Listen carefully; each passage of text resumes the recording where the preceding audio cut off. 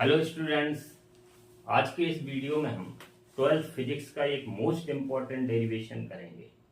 ये 12th physics के 9 chapter से लिया गया क्वेश्चन है। सरल सूक्ष्मदर्शी की आवर्धन क्षमता के लिए व्यंजक। तो ये एक प्रकाशिक यंत्र है। तो सरल सूक्ष्मदर्शी, सूक्ष्मदर्शी मतलब जिसकी सहायता से छोटी छोटी वस्तुओं को देखा जाता है, और सरल सूक्ष्मदर्शी मतलब एक सिंगल उत्तल लेंस सरल सूक्ष्मदर्शी कहलाता है। प्रयोगशाला में वर्नियर कैलिपर्स स्क्रू गेज की रीडिंग पढ़ने के लिए हैंडल में लंबा सा हैंडल रहता है, उसमें एक गोल फ्रेम रहती है, उसमें एक उत्तल लेंस लगा रहता है, तो वो भी एक सरल सूक्ष्मदर्शी है। पंडित लोग हाथ देखने के लिए एक हैंडल लगे गोल फ्रेम में उत्तल लेंस रहता है, वो भी एक सरल सूक्ष्मदर्शी है। कंपास बॉक्स में एक हैंडल में गोल फ्रेम में एक उत्तल लेंस लगा रहता है, वो भी सरल सूक्ष्मदर्शी है।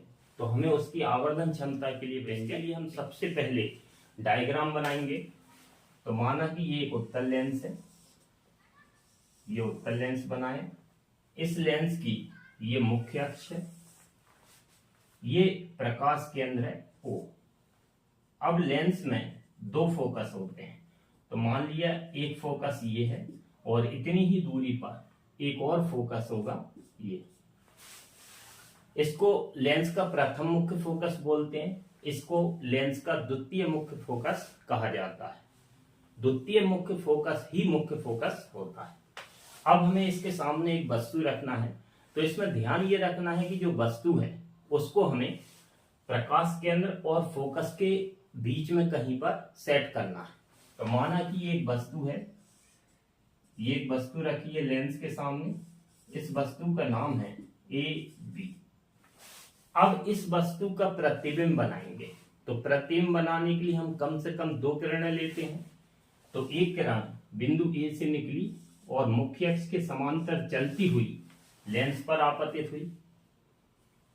जब भी कोई किरण लेंस में, उत्तल लेंस में मुख्य अक्ष के समांतर आपतित होती है, तो वह किरण लेंस से गुजरने के बाद हमेशा फोकस से होकर जाती है। तो ये वाली किरण फोकस से होती हुई चली गई। दूसरी किरण प्रकाश केंद्र से आ रही है, तो प्रकाश केंद्र से आने वाली किरण बिना विचलन के सीधी चली जाती है। तो ये वाली किरण सीधी चली जाएगी। अब अपवर्तन के बाद हमें ये दो अपवर्तित किरणें मिली। ये अपवर्तित किरणें आगे कहीं भी नहीं मिल रही हैं। ऐसी कंडीशन में हम इन किरणों को पीछे बढ़ाते हैं। तो इस किरण को हम पीछे बढ़ाएंगे, स्केल रख के बढ़ाना, तो ये सीधा इधर जा रही है।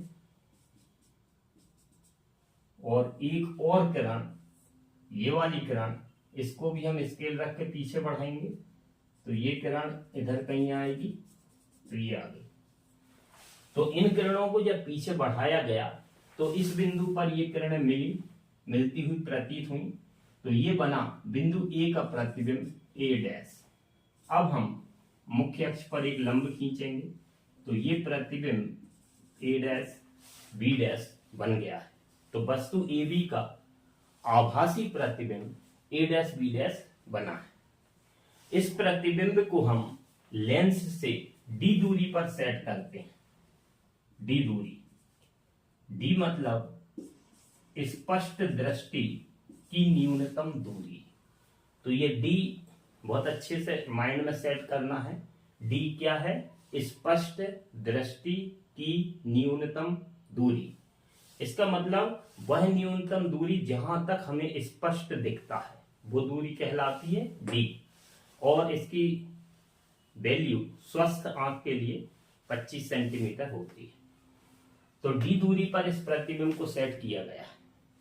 अब ये जो प्रतिबिंब है ए डैश बी डैश, इसके द्वारा बनने वाला कोण ओ पर, इसको मान लिया हमने बीटा। तो बीटा मतलब प्रतिबिंब के द्वारा बनने वाला दर्शन कोण। अब इस वस्तु को यदि हम डी दूरी पर रख दें, तो इसी वस्तु ए बी को इधर रख दिया जाए, तो इसी वस्तु को जब इधर ले आएंगे तो पहचान के लिए उसका नाम दे रहे हैं A double dash B dash. तो ये जब वस्तु ए बी को डी दूरी पर रख दिया गया, तब जो कोण बनेगा ओ पर, ये वाला कोण, ये कोण, इस कोण को हम बोलेंगे अल्फा। तो इस कोण का नाम है अल्फा। तो अल्फा क्या है? वस्तु द्वारा निर्मित दर्शन कोण, लेकिन वस्तु कहां रखी हो? डी दूरी पर। तो जब वस्तु डी दूरी पर रखी हो तब वस्तु द्वारा बनने वाला दर्शन कोण है अल्फा, और प्रतिबिंब के द्वारा बनने वाला दर्शन कोण है बीटा। तो ये डायग्राम क्लियर हुआ। अब हम इसके डेरिवेशन की शुरुआत करते हैं। तो इसके लिए केवल एक फॉर्मूला याद रखना है, आवर्धन क्षमता m बराबर बीटा अपॉन अल्फा, और इसी को हम थ्योरी में लिख देंगे कि सरल सूक्ष्मदर्शी की आवर्धन क्षमता बराबर प्रतिबिंब द्वारा निर्मित दर्शन कोण बटे वस्तु द्वारा निर्मित दर्शन कोण जब वस्तु स्पष्ट दृष्टि की न्यूनतम दूरी पर रखी हो। तो m equal beta upon alpha. अब हम ये जानते हैं कि यदि कोण थीटा का मान छोटा होता है तब थीटा का मान लगभग टेन थीटा के बराबर होता है, या फिर टेन थीटा का मान लगभग थीटा के बराबर हो सकता है। इसका मतलब ये है जब कोण छोटा हो तो कोण में हम थीटा लगा भी सकते हैं और हटा भी सकते हैं। तो अभी हम मान लेंगे कि अल्फा और बीटा के मान बहुत कम है, इसलिए बीटा की जगह लिख देंगे टेन बीटा और अल्फा की जगह लिख देंगे टेन अल्फा। तब हमारा समीकरण बनेगा m equal tan beta upon tan alpha. ये समीकरण नंबर 1। तो इस चैप्टर में जो हमारे क्वेश्चन है, सरल सूक्ष्मदर्शी, संयुक्त सूक्ष्मदर्शी, खगोलीय दूरदर्शी, इन सब की आवर्धन क्षमता के लिए व्यंजक हैं।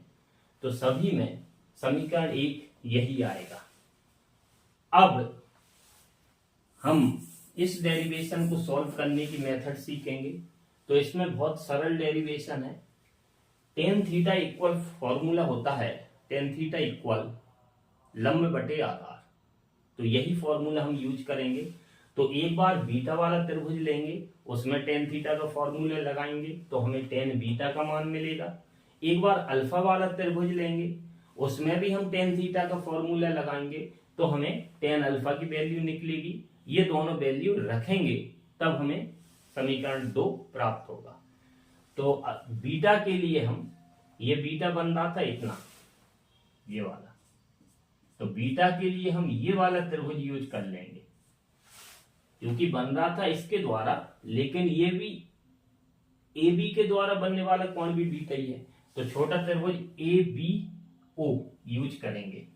तो अब लिखेंगे हम समकोण त्रिभुज ए बी ओ में, ए बी ओ में टेन थीटा इक्वल लंब बटे आधार।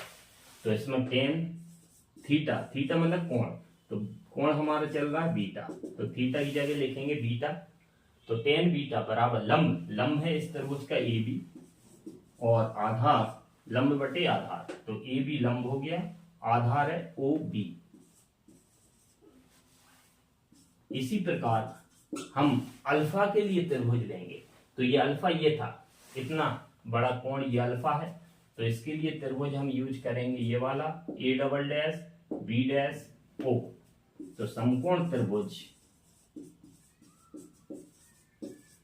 ए double dash B dash O में फिर से टेन थीटा का फॉर्मूला लगाएंगे तो लंब बटे आधार। तो टेन थीटा, थीटा मतलब कोण, तो इस त्रिभुज में जो कोण चल रहा है वो है अल्फा।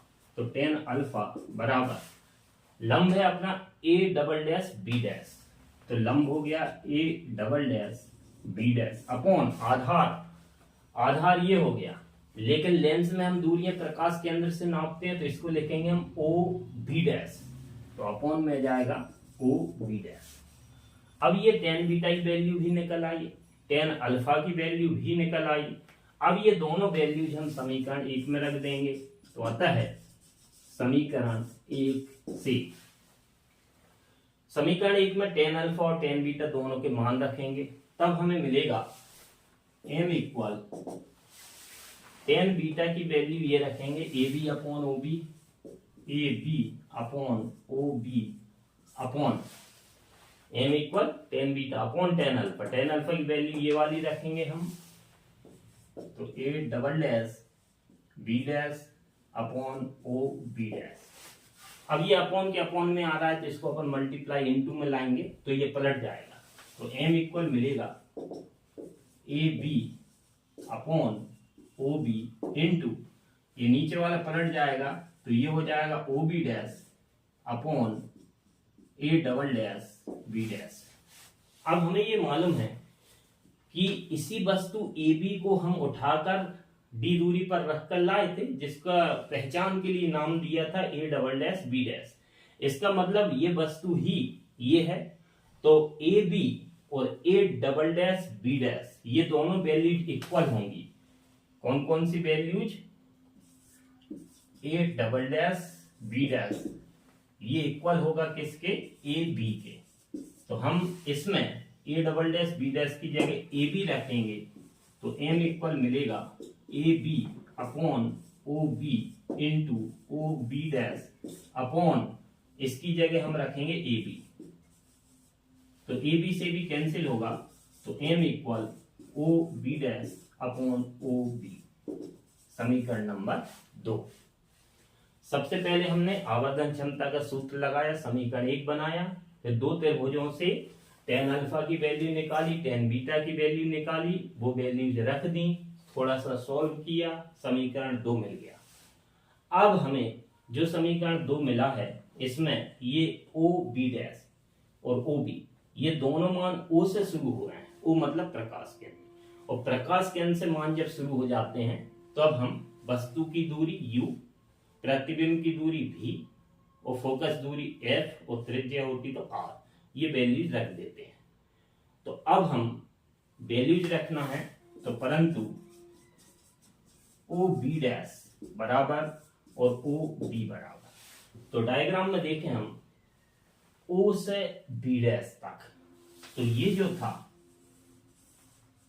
ये प्रतिबिंब था, तो ओ से बी डैश तक की दूरी होगी प्रतिबिंब की दूरी, लेकिन ये प्रतिबिंब सेट किया गया है डी दूरी पर, तो प्रतिबिंब की दूरी को हम रखेंगे डी, लेकिन प्रकाश केंद्र के लेफ्ट साइड है इसलिए ओ बी डैश की वैल्यू होगी माइनस डी।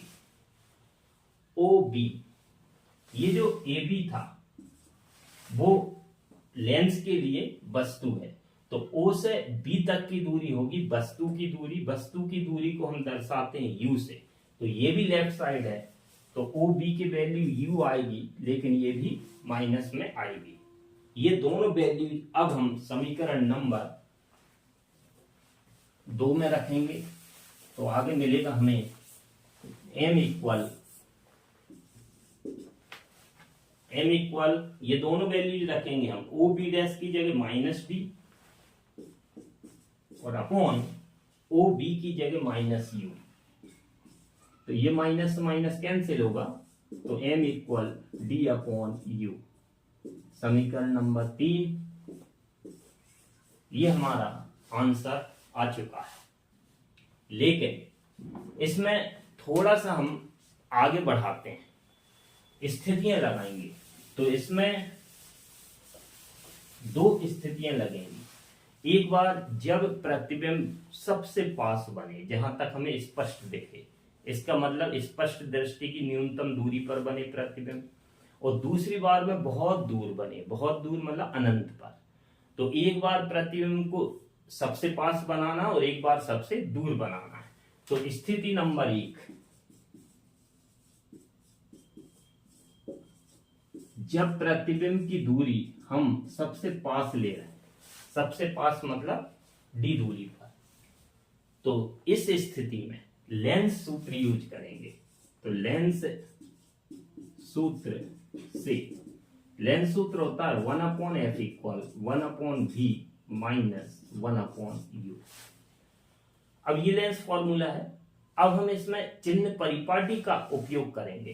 तो 1/f, f मतलब फोकस दूरी, और उत्तल लेंस है, उत्तल लेंस का मुख्य फोकस इस साइड है इसलिए इसकी फोकस दूरी प्लस होती है, तो f की जगह f लिखेंगे 1/v मतलब हमने d दूरी सेट की है, लेकिन प्रतिबिंब लेंस के लेफ्ट साइड बना है इसलिए -d, और -1/u, u मतलब हमेशा ही माइनस में लेना है, क्योंकि वस्तु को हमेशा, चाहे वो दर्पण हो चाहे लेंस हो, वस्तु को हमेशा लेफ्ट साइड रखा जाता है, इसलिए u हमेशा माइनस में लेंगे। तो हमें मिलेगा अब 1/f equal -1/d plus 1/u। अब हमें आंसर लाना है d/u।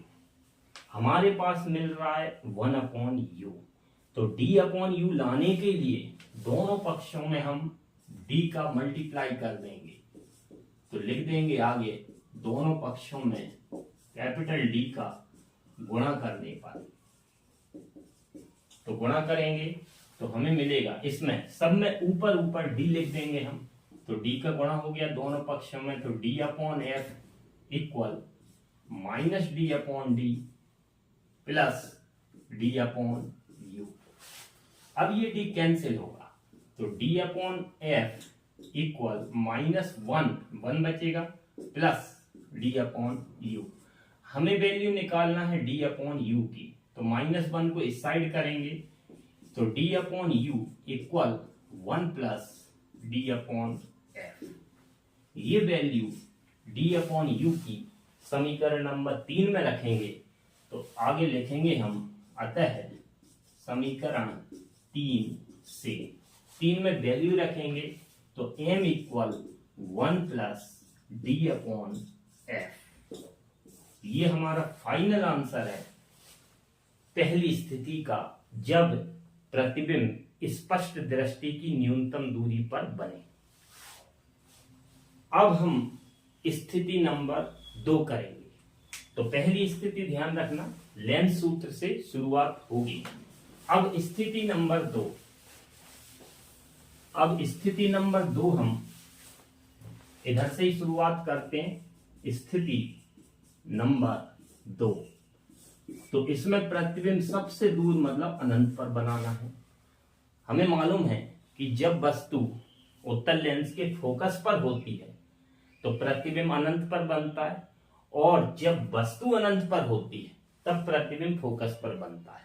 तो इस स्थिति में प्रतिबिंब अनंत पर है, इसका मतलब वस्तु फोकस पर होगी, तो वस्तु की दूरी होगी फोकस दूरी के बराबर, मतलब u की वैल्यू होगी फोकस दूरी f के बराबर। तो ये वैल्यू डायरेक्ट हम समीकरण 3 में रखेंगे, तो अतः समीकरण 3 से m बराबर d/u, u की वैल्यू रख देंगे स्मॉल f मतलब फोकस दूरी। ये सेकंड स्थिति का फाइनल आंसर है। तो इस तरह से ये क्वेश्चन बहुत इंपॉर्टेंट है, ध्यान से करें। और अगर ये वीडियो पसंद आया हो या आपको कोई दूसरे फिजिक्स के क्वेश्चन में प्रॉब्लम आ रही हो तो आप कमेंट्स में जरूर लिखें, और अगर ये वीडियो बहुत अच्छा लगा हो तो शेयर और सब्सक्राइब जरूर करें। Thank you.